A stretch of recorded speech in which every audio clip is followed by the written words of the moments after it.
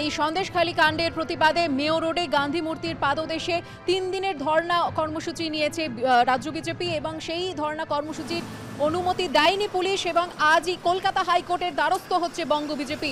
Police মোতায়েন করা হয়েছে সকাল থেকে মেয়র রোডে। সরাসরি চলে যাব আমাদের প্রতিনিধি সন্দীপ সরকারের কাছে। সন্দীপ, কি জানতে পারছো বঙ্গ বিজেপির তরফ থেকে কি ভাবনা চিন্তা করা হচ্ছে? হাইকোর্টে যাবেন আজ তারা, তারপর কি সমাধান সূত্র মিলতে পারে? এখানে তারা ধর্ণা কর্মসূচি অনুমতি পেতে পারেন?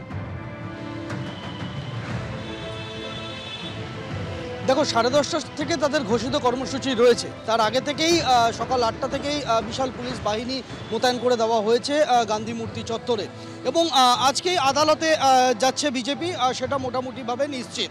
সেই মামলা শুনানি আজই হবে এবং ফলাফল আসতে হয়তো বেলা 2টো বা 2:30টে হয়ে যেতে পারে।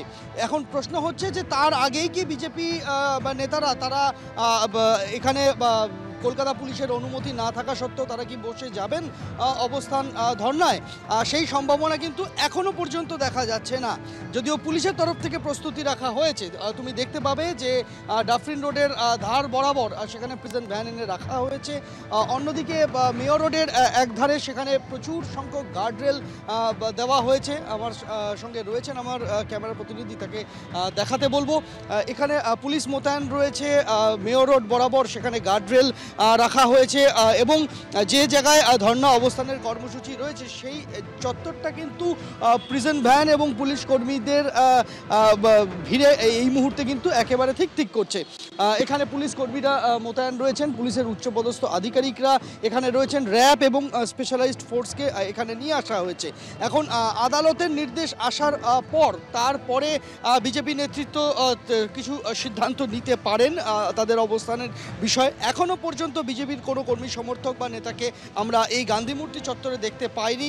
তবে পুলিশের তরফ থেকে প্রস্তুতি সেরে রাখা হয়েছে। কলকাতা পুলিশের বক্তব্য, যেহেতু এই চত্বরে অনুমতি যে কোনো রকম কর্মসূচির ক্ষেত্রে কলকাতা পুলিশের অনুমতি আবশ্যক, সেই অনুমতি তারা দেননি।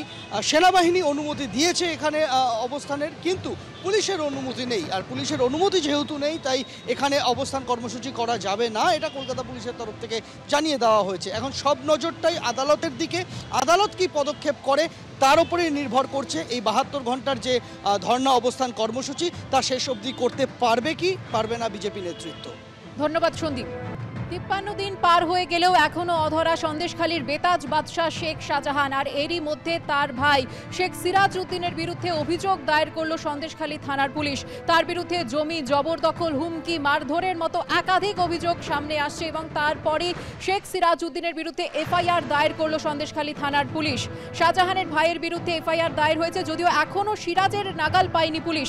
শেখ শাহজাহানের মতো তার ভাইও কেন অধরা, প্রশ্ন তুলছেন সন্দেশখালীর বাসিন্দারা।